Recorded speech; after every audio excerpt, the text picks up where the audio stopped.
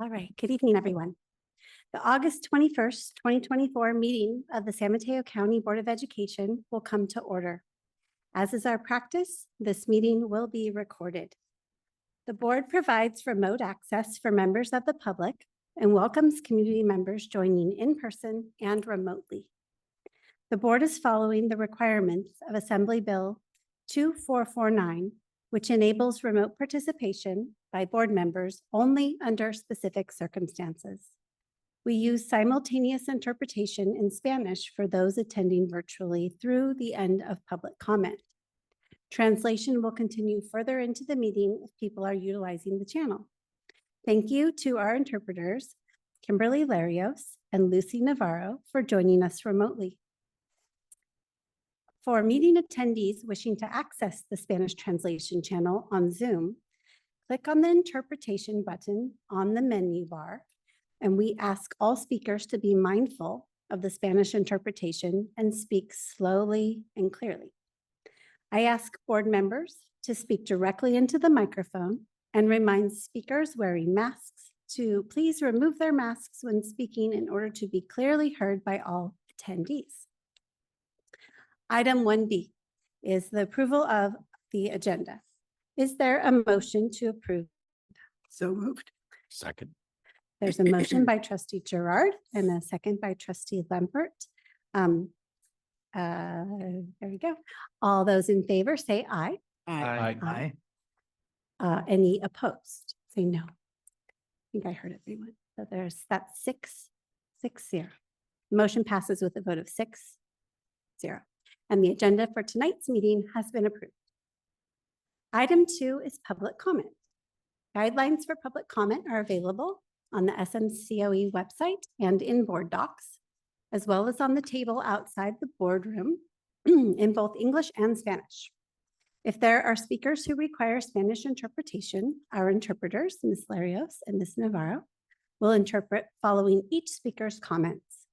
At this time, members of the public may provide comment for topics not included on the approved agenda. The County Board of Education does not act upon any matter that has not been agendized except under limited circumstances as permitted by law. It is the policy of the County Board to refer matters raised in this forum to the superintendent for investigation and/or action where appropriate. Superintendent McGee, do we have any comments submitted to the meeting? We do not. Thank you. Speakers are invited to make a live comment and have 3 minutes to speak. The board's executive assistant, Jennifer Perna, will keep the time and advise when the speaker has 30 seconds left. Please keep within the time limits. To make a comment over Zoom, members of the public may use the raised hand feature. Instructions for using this feature are provided as an attachment in the board packet. Once the hand is raised, please wait to be acknowledged by Superintendent McGee. Superintendent McGee, are there any members of the public attending remotely who wish to speak? Not seeing any hands raised. Thank you. Okay. Members of the public may also provide live comment in person. Are there any cards submitted? No cards. Okay. Public comment addressing a specific agenda item will be heard after the board's questions, comments, and discussion on the item. If members of the public wish to speak to a specific agenda item, please use the raised hand feature when the item is announced, or if in person, please submit a card in advance of the item.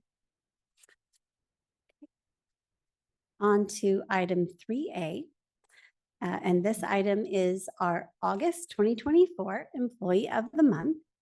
The administrative support team for the Tinsley Volunteer Transfer Program, Jessica Ochoa, Administrative Assistant 3, Systems for District Improvement, Educational Services Division, and Annabelle Petty, Administrative Assistant 2, Systems for District Improvement, Educational Services Division, are our employees of the month. Will Jessica and Annabelle please join me in the middle of the room?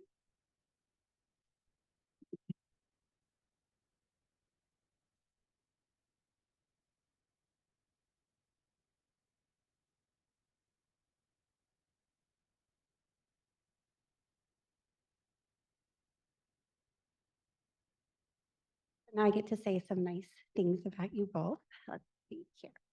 So each month, the board and superintendent recognize an employee for providing outstanding service.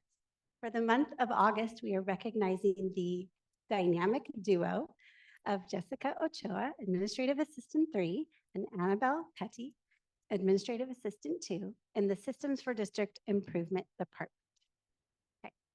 Jessica and Annabelle are being celebrated for their tremendous joint effort in updating the Tinsley Volunteer Transfer Program application, registration, and data collection process for the 2023-24 school year. The Tinsley program implements a 1986 court order that allows eligible students to apply for a transfer between the Ravenswood City School District and several neighboring school districts in both San Mateo and Santa Clara counties. Together, Jessica and Annabelle worked with multiple departmental teams across the county office to transfer the program to a newer, more robust database. They also supported the creation of the first electronic Tinsley program application and registration process, available in English and Spanish. This was a significant shift, allowing families to access the application process without having to drive to the office or wait for paper mailing. That sounds amazing. Thank you. Shortly after joining the county office, Jessica began representing SMCOE for families interested in the Tinsley program and was featured in the program's first online video introduction to the program. In addition to her exceptional technical and bilingual support, Jessica has also brought her expertise and knowledge to the East Palo Alto and Menlo Park communities to her role and has consistently demonstrated clear, consistent, and empathetic communication with families and district counterparts.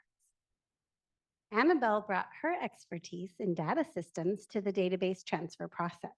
She was pivotal in ensuring the data collected in one system transferred to the second system without fail or errors. Annabelle's confidence, positive attitude, attention to detail, and know-how provided a strong foundation necessary for the Tinsley program database transition. The first year of the new application and registration process went smoothly. Families are now able to access the process easily, and the new database is robust and capable of handling complex data for years to come. The success of this year's transition is due in large part to the contributions of both Jessica and Annabelle. We are proud of our County Office of Education staff and are pleased to recognize Jessica Ochoa and Annabelle Petty for their outstanding work. Congratulations to both you, Jessica and Annabelle, for being named Employees of the Month for August 2024. Would you like to say a few words? Good evening, Board President Bonini, members of the board, and Superintendent McGee. Thank you for the award, and I also like to thank my boss, Joy Dardanelle, and my team SDI for the support and for recognizing our hard work for this program. Thank you.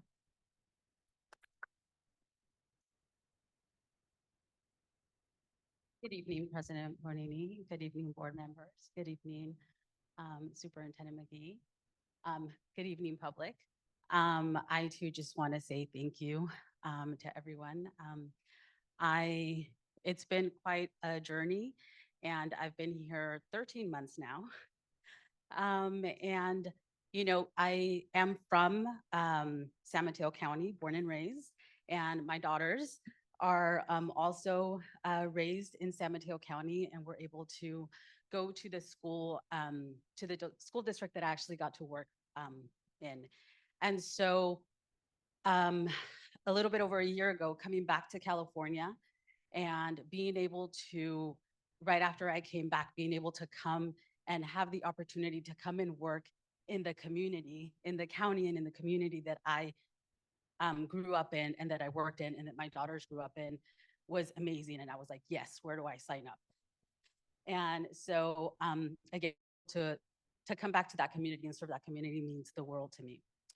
I also, as part of the interview process, remember the last part is an interview with Superintendent McGee.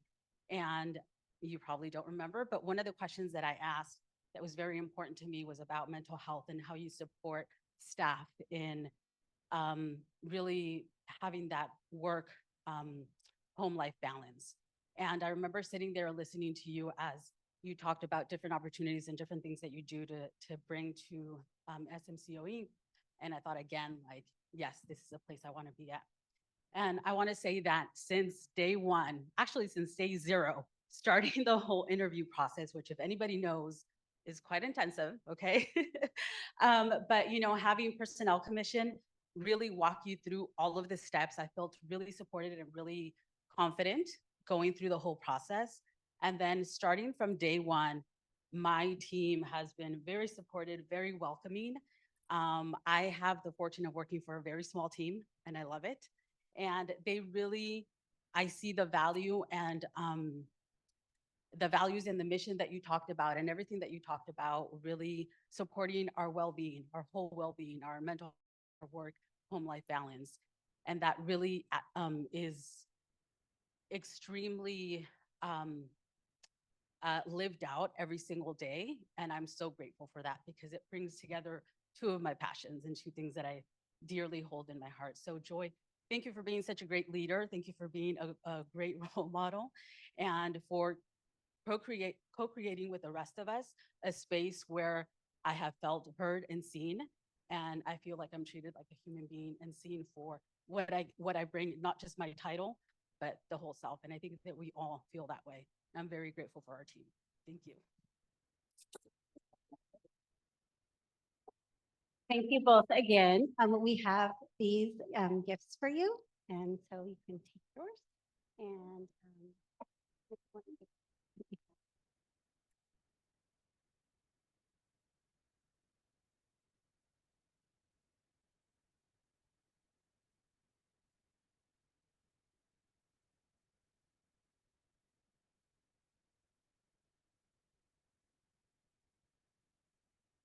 That is always the best part of the meeting. But onward. Okay. 4A is the introduction of Lauren Berlin, Coordinator, Special Education Local Plan Area, or SELPA. Coordinator Berlin, welcome. Good evening. Thank you, President Bonini, Board of Trustees, and Superintendent McGee. Louder? Sir. Okay, is that better? Volume is not usually a concern for me. So thank you. I'm really pleased to be here and thank you for this opportunity to come and introduce myself. I'm joining you all most recently from San Mateo Union High School District, where I served the past 3 years as the Assistant Director in the Special Education Department. And special education is where I've spent the bulk of my career. I started as a school psychologist and down in Orange County and have worked my way from Orange County, a little bit backwards to San Diego, up to Santa Barbara County for a decade, and then most recently the Bay Area, which is where I'm planning to stay. I have, in addition to being a school psychologist, had the opportunity in Santa Barbara to serve as the vice principal of Dos Pueblos High School, serving about 2,000 students, and then the high school principal for La Cuesta and Alta Vista High Schools through the pandemic. And you all know what it was like to be a principal at that time. So I'm really thrilled to get to bring all of those different pieces of my background to this role as a SELPA coordinator.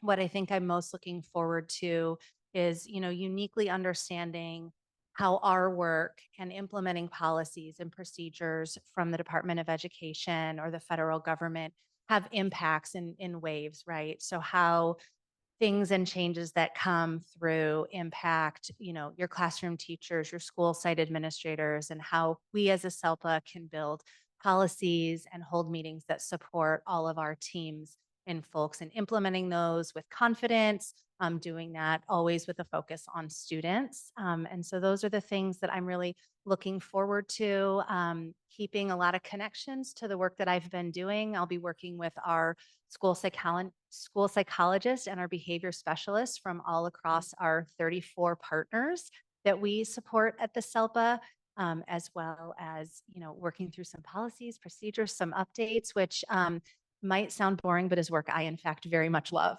So I'm thrilled to be able to do those things here and really appreciate the opportunity to join this team and work with Executive Director Mary Young. So thank you all for having me and for welcoming me to the county again. Thank you for being here. Welcome. Okay. And then item 4B is the introduction of Dr. Ben Gonzalez, Executive Director, Safe and Supportive Schools, Educational Services Division. Welcome, Director Gonzalez.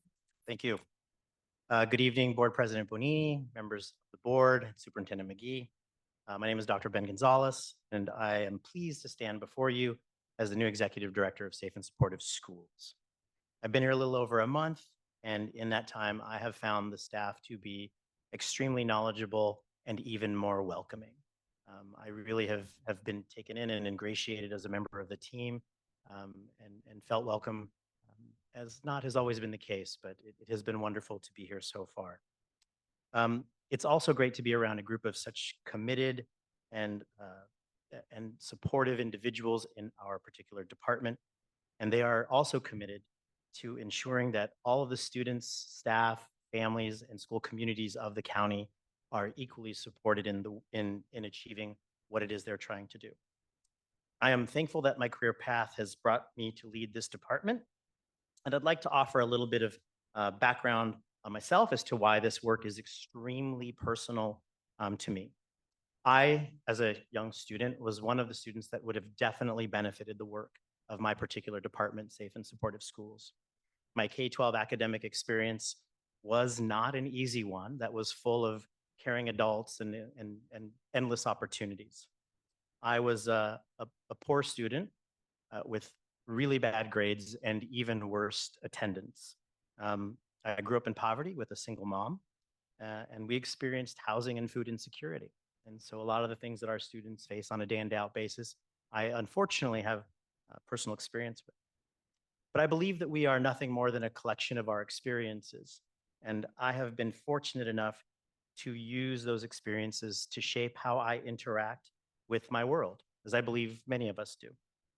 My upbringing has given shape to my professional career.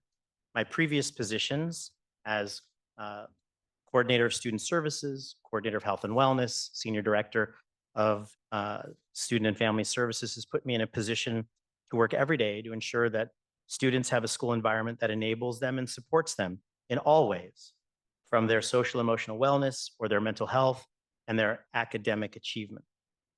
It is my goal to continue the great work of the Department of Safe and Supportive Schools to enable our staff, our students, our schools, and our parents to have the greatest impact on their development and their future here in San Mateo County. I thank you so much for this opportunity, and I look forward to the work ahead of my department. Thank you, Dr. Gonzalez. Welcome. Item 5A, is there a motion to approve the minutes of the June 26th, 2024 regular board meeting as presented? So moved. Second. Some motion by trustee Cannon and a second by trustee Gerard. All those in favor say aye. Aye. Aye. Any opposed, say no. Motion passes 6-0, and the minutes of the regular board meeting from June 26th have been approved. For item 5B, is there a motion to approve the minutes of the July 10th, 2024 regular board meeting as presented? So moved. Second. Thank you. There's a motion by trustee Gerard and a second by trustee Torres. All those in favor, say aye. Aye. All those opposed, say no. The motion passes with a vote of 6-0, and the minutes of the July 10th, 2024 regular board meeting have been approved. Item 6 is the consent agenda. The consent agenda is not debatable and requires a unanimous vote for passage. An item may be removed from the consent agenda and placed on the regular order of business for separate discussion and action if any board member, the superintendent, or the public so requests. Is there a motion to approve the consent agenda? So moved. Thank Second. you. There's a motion by trustee Lempert and a second by trustee Gerard. All those in favor, please say aye. Aye. Aye. All those opposed, say no. The motion passes with a vote of 6-0, and the consent agenda has been approved. For item 7A, Marco Chavez, Deputy Superintendent, Educational Services Division, will provide a report on artificial intelligence, AI, in education. Welcome, Deputy Superintendent Chavez. Thank you, and good evening, President Bonini, members of the board, Superintendent McGee. I'm not a robot, I'm not a hologram, it's Marco Chavez. Thank you very much for the opportunity, and this report is being brought forth as a request from Trustee Torres, Board Member Torres. And so before I start, I do want to acknowledge that I facilitate this work here at the San Mateo County Office of Education, and there's a work group comprised of members from our different departments here at SMCOE.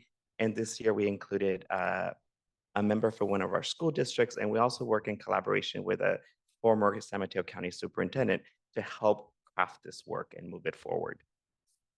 The topics that I'll share with you this evening is around how we're defining artificial intelligence in education, share a little bit about the landscape within our schools and districts related to artificial intelligence, some emerging opportunities and some challenges related to AI and the tools, and then some of the resources that we've worked on and were developed and we're working on to support our schools and districts in this space.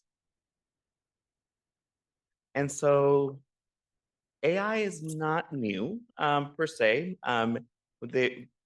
Most of us carry a smartphone, so there's a lot of artificial intelligence embedded into some of the applications. So AI has been around for quite a while. It did hit the spotlight, specifically in our education space, when ChatGPT really was launched in November of 2022. And so now we see a lot of products that are being developed, that are being advertised, and that has sparked interest with educators and in our schools and districts. And so for us, as we educate ourselves and we learn, it's important to identify the types of artificial intelligence that is out there.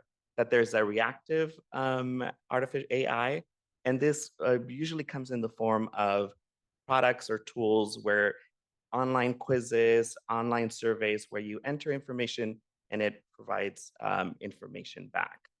There's the adaptive. This usually comes in the form of products that maybe some students engage with, where they're working on reading software, for example, and it adjusts to the student level. So there are those products. And then there's the analytical and predictive artificial intelligence, where these systems or these tools can take in vast amounts of data and very quickly can identify patterns and make predictions and forecasts. So there's that type of AI. And then the relatively new one, the generative AI, which is the ChatGPT, the Conmigo.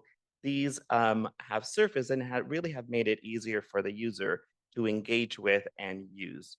All of these products, or the products that are being developed, again, they're systems that collect a lot of information, and based on the information we give them, they provide information back to us. Some of the slides that I'm going to warn you, some of the slides do have a lot of text because it's a lot of information, but I'm going to try not to read every single thing, so don't panic. And as these products are being rolled out, it's very important for us to communicate and to share that these products should not be given the form of humans. They are tools. They're tools to help us be more efficient, more effective in the work that we do. And so while they help us maybe when we prompt them to give us topics, on content, they're not a thought partner per se. They are not humans. They don't listen, they don't understand. They receive information, and based on the information that they receive, they provide or generate output. And in fact, some of the research is coming out that humanizing these tools or systems is really unhealthy. So we want to make sure that that we communicate that as we roll these tools out systemically. But they also provide a lot of, this is one that I'm not going to read, so. But they do, these tools do provide a lot of information, and they do provide information that does make us help become more efficient and effective. And specifically as it relates to our schools and districts, this is a generated list of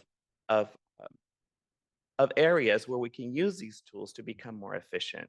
We can use them to help us develop emails, for example. You give it a prompt, it provides information, it helps you with data analysis, writing grants would be another example, create music, photo editing, video creation. So there's a vast list that we can use at the school and district level to be more efficient in the work that we do. And certainly in the classrooms, there are products that really focus on the student and teacher experience. Again, there's a lot of opportunity to use these tools to be more effective. Teachers can use it.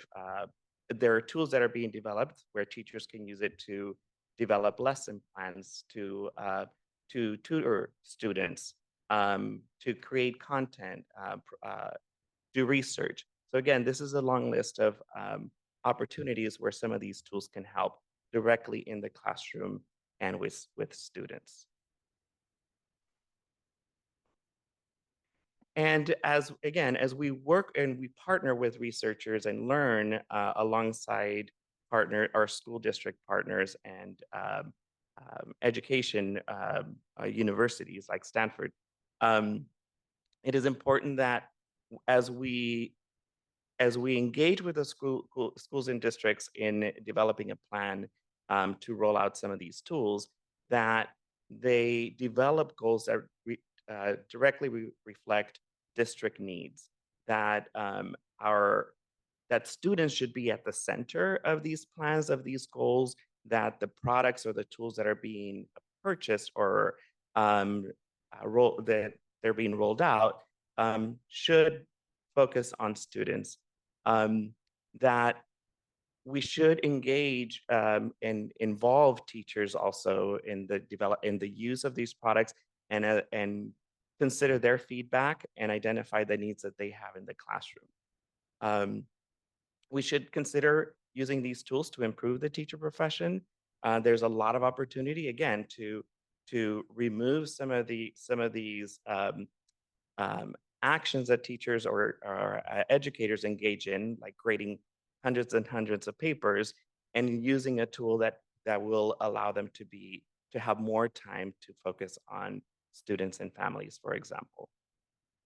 It could save time for communication. I was thinking and reflecting that as a school principal, you're often writing emails, you're often responding to or communicating with your families through newsletters and such.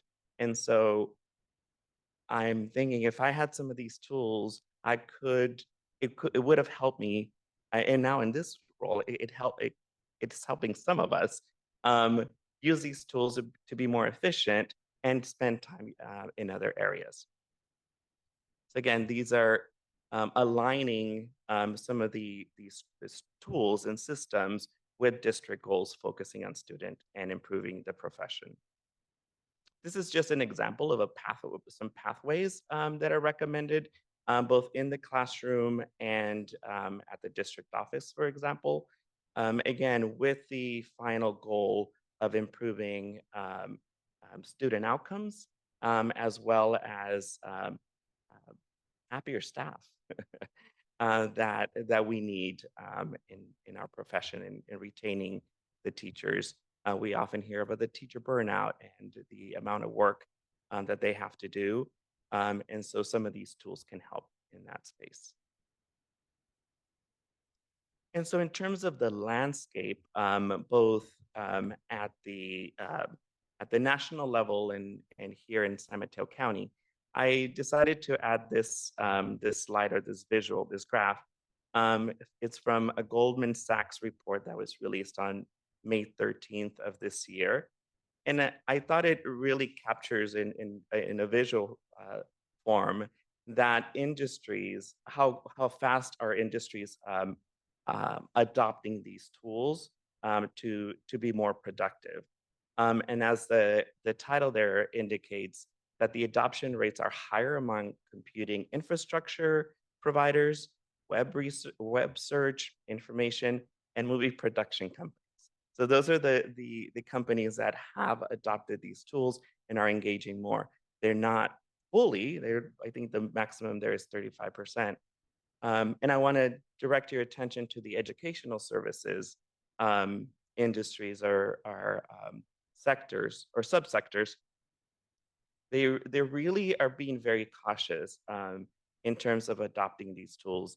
And one quote that I would like to share from that research is that a lot of the executives can see the economic potential of generative AI, but even those that see benefit report lack of knowledge, concerns with privacy and security, and concerns about over-investing in early versions of these products as barriers. So they're being cautious, they're waiting before they invest in these products. So as we do this work, it gives us a little bit of a longer runway. Just to share that we attended a summit at Stanford in February. And there were researchers, there were professors there, and developers of these tools. And when I left that summit, my anxiety level was this high because it felt that the researchers in industry were so far ahead from our schools and districts. But looking at this and having conversations internally, I think it's good to be cautious because there's the security, the privacy, the safety concerns that have been raised that we need to address. And so going slower to be safer is, I think it's a good strategy. And then this slide is really the landscape within our county. And by the way, that illustration was generated by AI with that prompt. Thank you, Patricia Love, for that.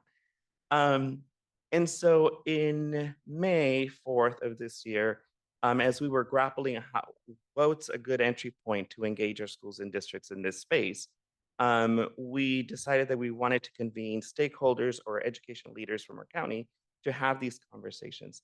And so we learned that DTech High, our charter right here next door, was thinking of something similar. So we partnered with them. We had a meeting on May 4th.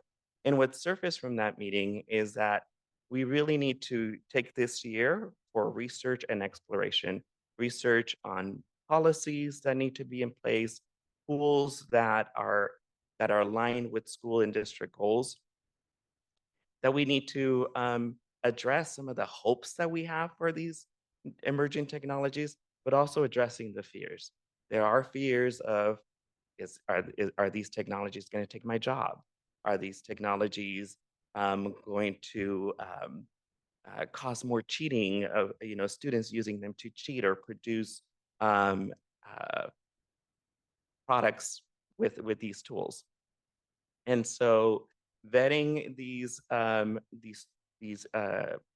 tools and organizing this information is something that we've taken on also this year. And I'll share a little bit about what that looks like.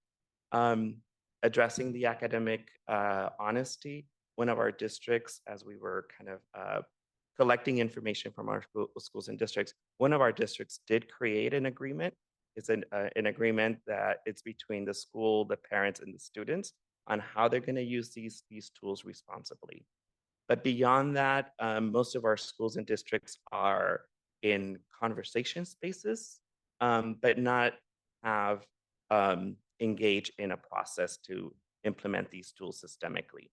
There's interest from teachers of piloting these tools, some of the educators, and so some schools are moving forward with that. But again, it's not a systemic approach yet. And certainly building our expertise internally. I'm definitely not the expert, but I love that I work with a great team that we have different areas of expertise so that we can approach this successfully, and building those partnerships with some of the developers of these technologies and with higher education universities. And so these are some of the emerging opportunities and challenges. Again, I'm not going to go through these. There's fear, like I shared. We want to make sure that we stay in our lane as we use these tools, that we don't ask these tools to create or generate information that we don't know about, because at the end we have to vet it. We have to edit and analyze the information that's being provided. And then we need to keep the teachers, the students, and their feedback at the center of that research, that it shouldn't really live in a separate department like our technology departments, that the users should be at the center of it. And again, this is a visual of more challenges that are surfaced. One that we're also talking about is a climate impact, that using these tools to query uses 4 to 5 times more energy than just a regular search. And to generate graphics, it's more energy. So it does have an impact on the environment. And then these others, that these tools also have biases, that they're providing information based on what they're being fed. So we need to be mindful of that. And that there's also that we need to be very cautious as we use these tools, that a lot of them record or auto-record conversations, they transcribe. So we need to be mindful of laws and policies around recording conversations. So again, these are other challenges. And so to the resources that we've developed and provided here at the county office in response and in support of our schools and districts, we started with developing a webpage within our website where we have curated, because there's a lot of information. I don't know if you visited any websites around AI. It just takes you through rabbit holes and labyrinths. So we decided to curate some resources and we landed them on a page for teachers and district administrators. We're also going to provide a speaker series with opportunities for our district leaders to convene 4 times this year. Those are the 4 topics that are aligned to the California Department of Education's toolkit. So we're planning to bring speakers and experts in these areas to learn together, and also to get feedback from our schools and districts on next steps. I'm almost done. And additional professional development opportunities for teachers. We will provide in partnership with Stanford Graduate School of Education, the CRAFT initiative. We'll partner with them for this first professional development on building ethical and responsible AI literacy practices for students and educators. That'll be for teachers. And then internally, and we'll expand it to our leaders, is also with the CRAFT initiative, is to learn about, as education leaders, and perspectives and practices around AI.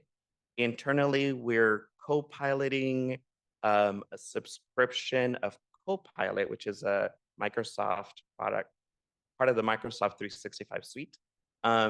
And we're piloting with the intent of looking at the privacy, or our IT team did vet it, and it has strong privacy and security features. And then we also want to know to what degree it will have an impact in the work that we do. So that, again, that's internal. And then for our stakeholders from that May 4th convening from the county, we learned from that those stakeholders wanted to continue to convene around these 3 topics. They wanted to continue to have conversations and learn together. So those, we're still working on specific dates and times, but again, we want to engage the larger community in this space. This is my end statement, my Mhm. closing statement generated by ChatGPT. Mhm. And actually, it's pretty spot on of what I would say. But I will just close with it's been great learning with the team, and we're learning with our partners. And again, the focus is students, student achievement, and our teaching staff. And this is thank you in 5 different languages. Going back to staying in your lane, after printing this, I did have to double check the Japanese writing of thank you just to make sure I don't speak or write Japanese. So staying in my lane. So thank you, and I'll take any questions. Thank you so much. Wow. Are there any comments or questions from the board? Trustee Gerard? I was just, excuse me, curious, how many districts are you currently working with? Directly with the districts, not specifically. We've had conversations in different spaces, like with our small school districts. We had a conversation as to where they were. The convening on May 4th at DTech, there were some district representatives from San Mateo Union, from Redwood City, and others. But this first speaker series on October 3rd, we will intentionally invite our schools and districts to learn together. Oh, okay, thank you. Trustee Lemper? Really appreciate the report and your leadership on this. Just had, you mentioned California Department of Education. One of the things I love about county offices is some economies of scale, but it seems like you're having to spend a lot of time learning about this. And, I look at other countries that have nationalized education systems, and maybe that's the reason they're outperforming us, because, so here's my question, like, are county offices all having to do this on their own? Or is the Department of Education at the state level doing this for you? Because it seems like this is something that's every school in the world is having to deal with this, obviously in the United States. And it just strikes me how much work don't get me wrong, you should probably be doing it for the state of the country. But I'm curious about the question, like, is there a place you can go to get all this information, or do you have to learn it yourself? And are folks doing that all over the state and all over the country? I believe that the it just through the deputy superintendents or assistant superintendents group that I attend meetings with, we've learned that CDE has partnered with, I believe, is San Bernardino County Office of Ed, but I can check on that. And they're kind of leading some of this work. And they've shared that the information and how they captured it in their website and what they're doing.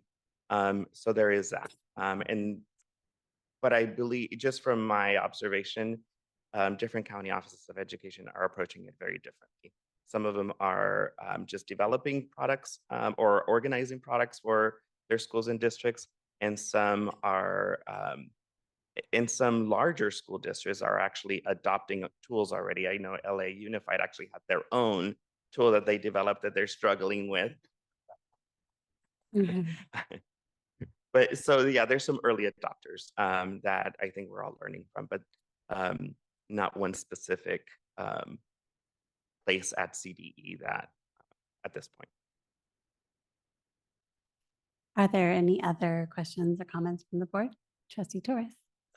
Thank you. You did a phenomenal job. At all of the conferences that I've been going to, there's always several workshops on AI. And when I was first going to them, there was bits and pieces that were very impactful, and you did a really great job of taking the big main points and just squeezing it into one presentation.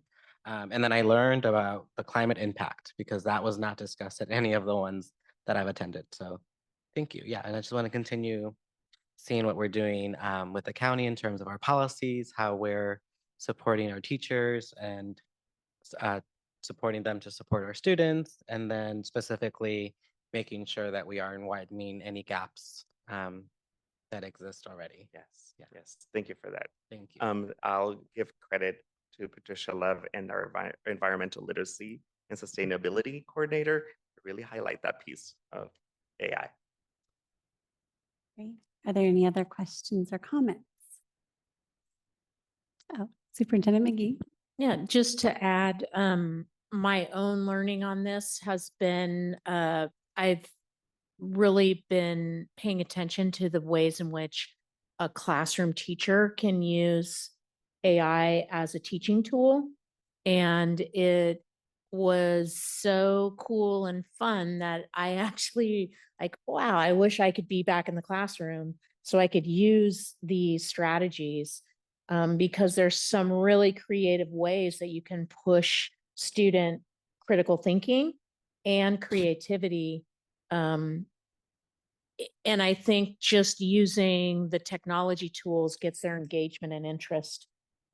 So it's, there's also, I think we hear a lot about the ways in which AI can interrupt or deconstruct a student's learning because they can cheat and they can do all these things. But I also want to just shine light on the fact that you can use the tools for really creative teaching in the classroom. Thank you for sharing that. I also just wanted to thank you very much also and thank Trustee Torres for requesting this item. I just think it's pretty amazing. I know my conversations with my own children, I quiz them like, what do you think about this? Or when I was working in Santa Clara, like, what does this mean to you? And really the focus was on it as a tool. The positives, I'm sure, obviously there are risks and other things, but really is an amazing tool. So I look forward to learning more about it and exploring it as well. Thank you.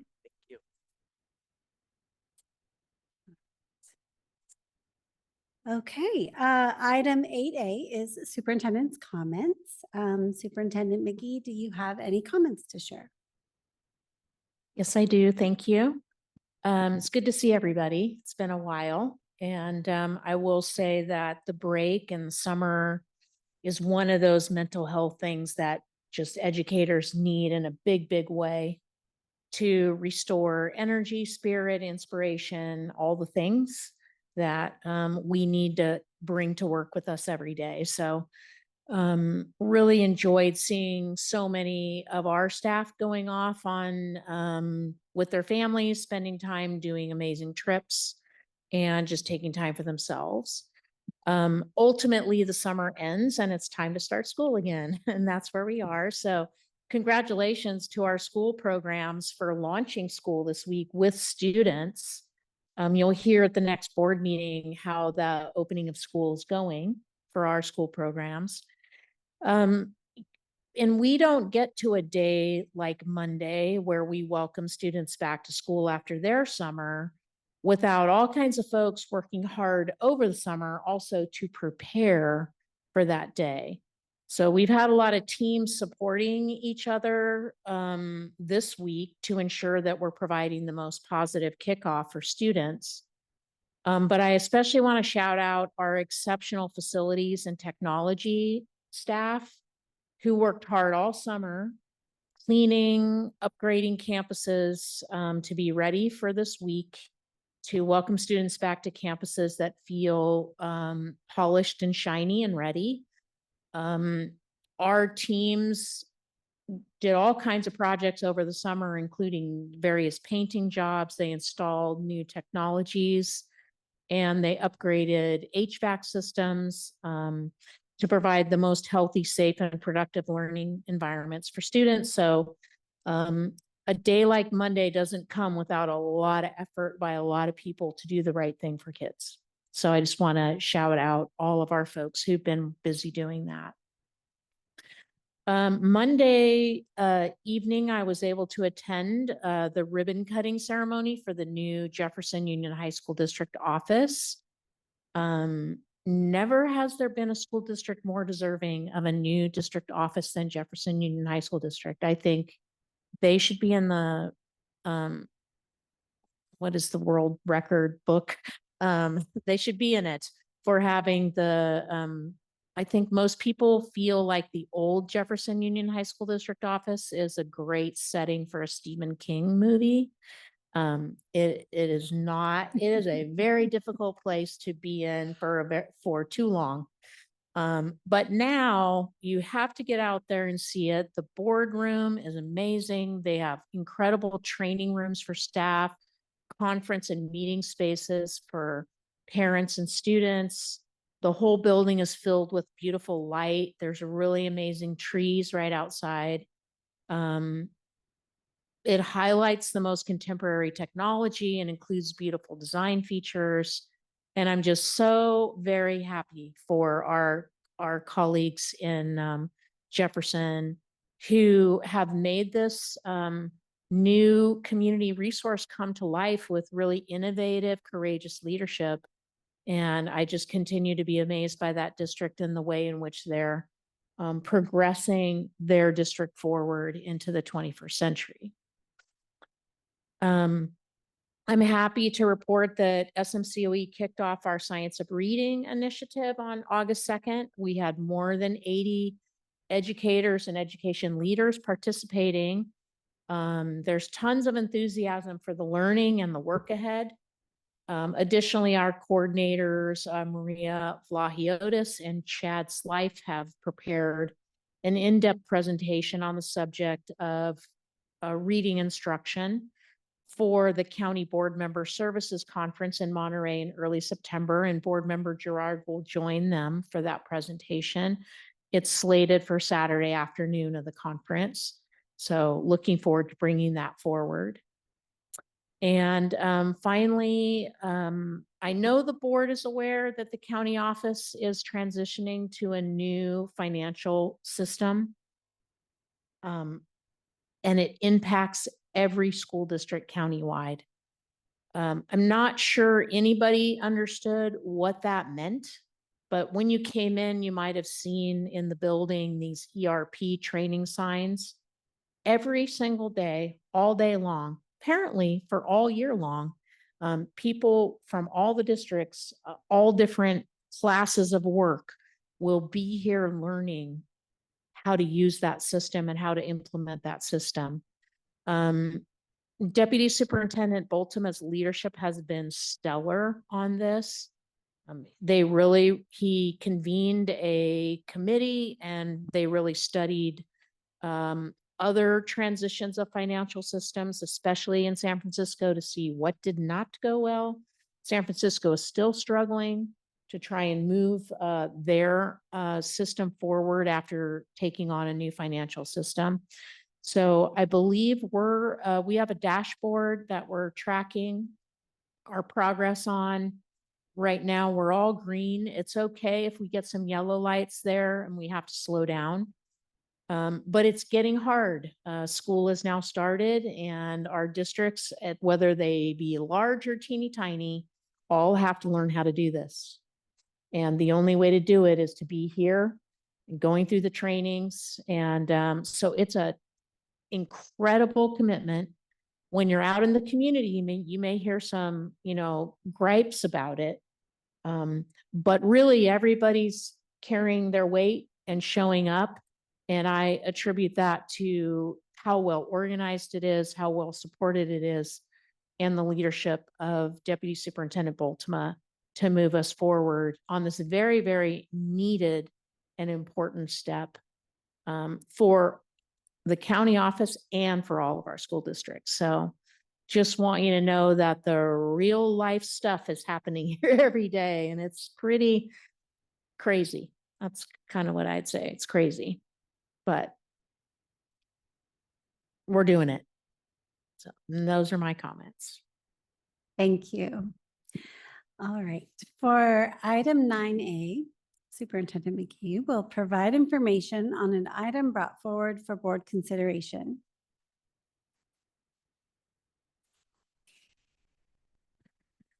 So Proposition 2 named the kindergarten through grade 12 schools and local community college public education facilities modernization, repair, and safety bond act.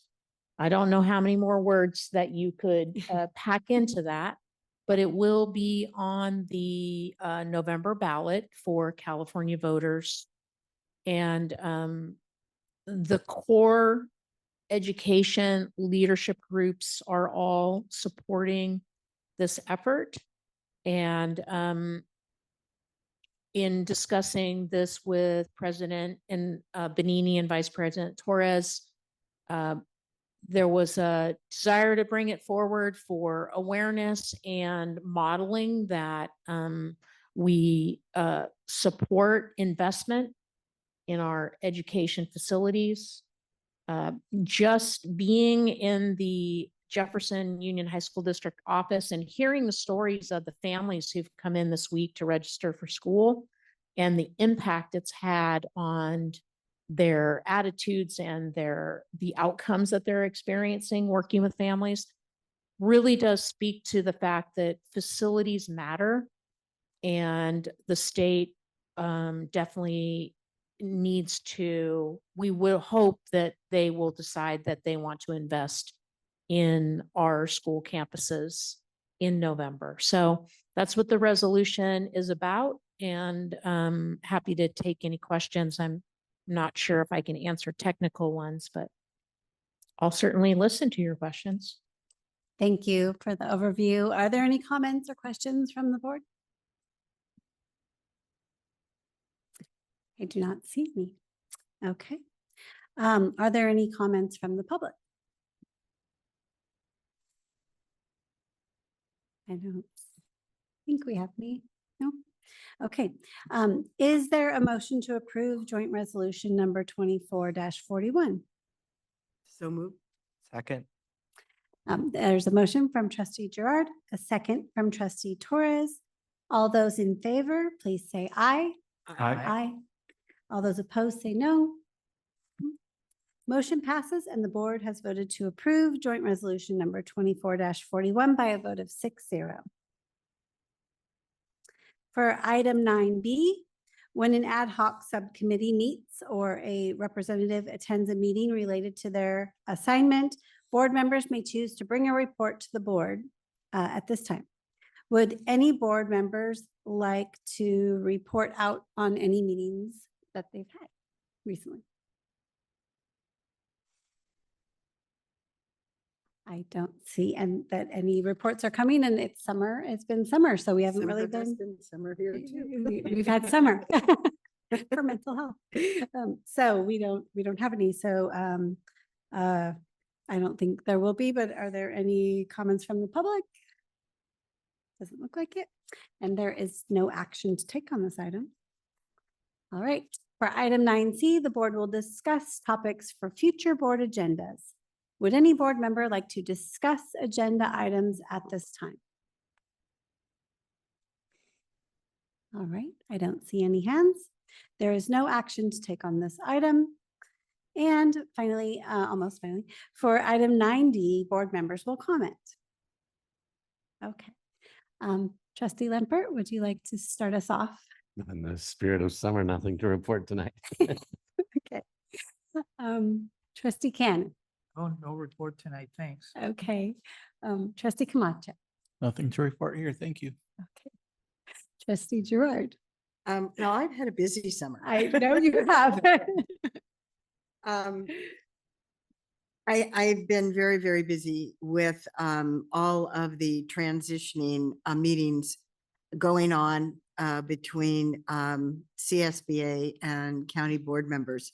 And I sit on 4 different committees, and we have regularly met through the summer. The transition group has almost finalized all of the items that they're going to be requesting from CSBA and the approval of the board of directors. And I think that's probably going to be finalized in September or October. And then it will be passed on to President,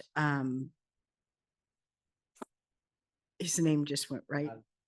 Thank you. And all I could think of was Albert. And so it'll be interesting to see where that goes. Also, I think probably one of the things that I'm very concerned about is the upcoming conference. And in the past, well, last year, we had 140 attendees at the conference. And right now, as of Monday, we only have 118 people attending the conference. And so that's board members. That's not including people presenting and all that kind of thing. But that's very, very concerning because the numbers are way, way down. And I have felt a lot of concern, which I've expressed at some of our meetings and definitely at the conference committee meetings, that two of the issues were that CSBA really drug their heels in getting things out and together, even though CCBE, and I'm going to use that phrase, I hate to do it, but I will because I don't know what else to say, had almost completely put the conference together before CSBA stepped in, but they didn't really take a lot of what we did. They wanted to redo it their way, which they have. And one of the things they did was title the conference so that most of the board members in the state of California had no idea that it was the old CCBE conference. And we were not allowed to use any kind of phrasing in anything we sent out referring to the old CCBE conference.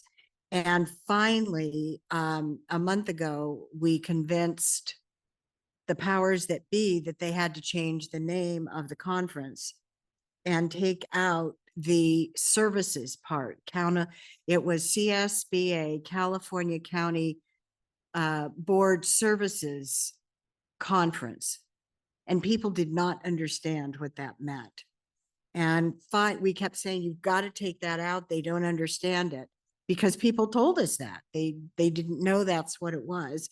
And it started out with CSBA, so they thought it was a CSBA conference, which I guess technically it is. But anyway, so I am concerned. And we have a wonderful presentation that we'll be doing from the our county Office of Education. And I'm involved in another one as well. We have some very good sessions, but like I said, I'm super concerned with the numbers because 118 is really sad. I can't even remember a conference when we had so few people attending. So we'll see what happens within the next couple of weeks, but that's where I am with that. And as far as the handbook committee goes, we're still out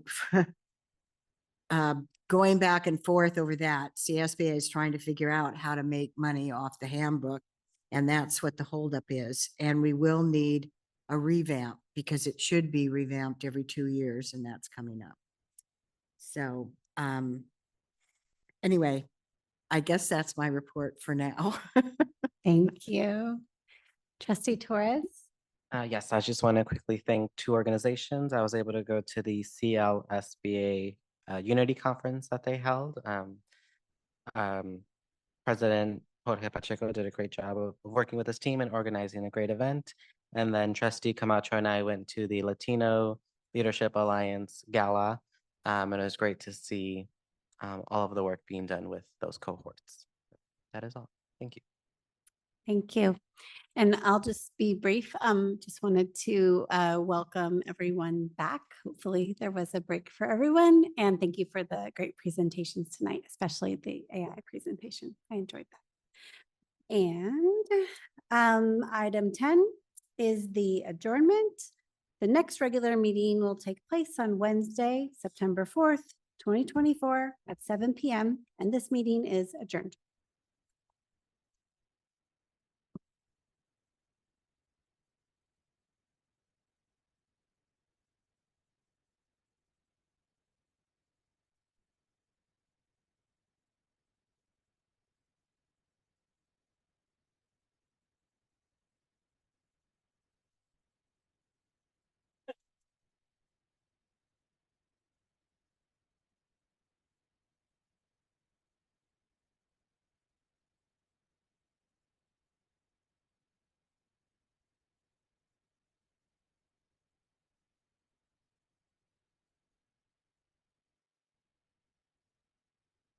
I did. I saw that. Thank you. I appreciate.